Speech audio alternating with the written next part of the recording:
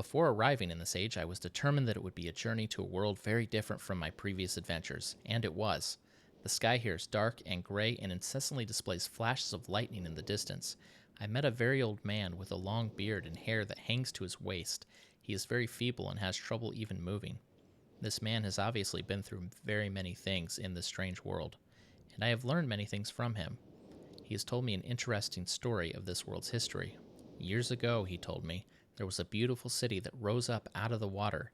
It housed many people inside its walls, and the people had everything they wished for. The city was surrounded by 3 high hills, which rose higher than the city. On the east hill of the city rested a large lookout post. The people of the city had constructed the post expecting visitors to arrive from the east. The people had no means of traveling on the water, which forced them to merely wait for friend or foe. As time passed, friendly visitors brought rumors of an enemy that existed beyond the horizon. The people grew fearful, yet nothing happened. One day, the usually sunny sky became as dark as night, and black ships appeared on the horizon. The lookout's post attempts at peace were turned away, and the sentries there were easily overwhelmed. The ship continued to wreak havoc on the city, apparently destroying everyone and everything. After the foundations of the city were destroyed, the city sunk deep into the ocean, and only the lookout post remained. The black ship sailed away. The man continued to say that 8 people had hidden and managed to survive through the attack. In the 9 years since the attack, 2 of the survivors had died. He also said that it was rumored that 10 years from the attack, the enemy would return to finish the destruction they had started so long ago. I have decided since hearing the man's story, it would be admirable to save the civilization and stop this enemy's plan of destruction. I am excited about the adventure that awaits me, and an idea has sparked in my mind to provide the needed defense for these people. I met the remaining survivors today, and I have begun work on a plan for protection.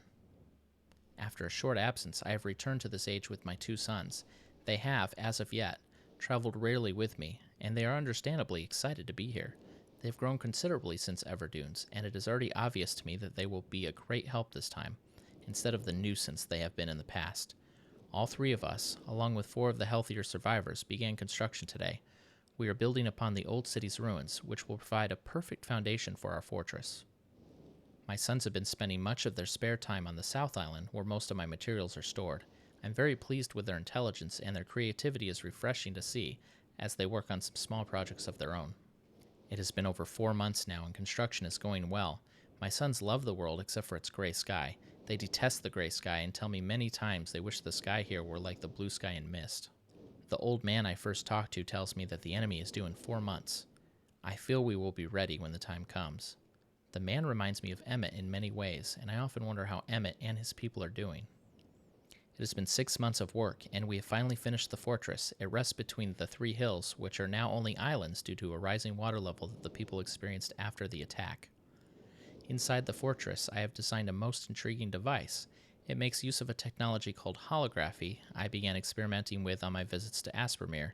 It will be working in a couple of days after I compensate for some small miscalculations. This holographic device will enable the survivors to learn to use the fortress. The enemy is due to come soon, and I trust the fortress will provide sufficient protection for all of us. The black ships have come. Their attack was substantial. Their weapons have been stopped, and it appears they have turned away in defeat. I could not help but smile as I watched the boats leave. Last night we had a small celebration, and the old survivors danced their dances of old. My sons did not understand why the sky had not turned back to its original blue. The old man told them that the storms would never end until the enemy was destroyed. I assured my sons that a blue sky was not worth the risk of death, and they seemed to hear me. I've had a healthy adventure, and I have begun work on a new book. Once again, I must leave a familiar age in search of a new universe I have begun.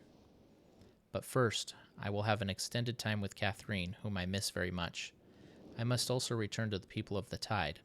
I believe in my travels I have found a substance that will ease the pain of their bone ailments that they have long endured. I hope to return to the mechanical age one day and find the population growing and my fortress still strong.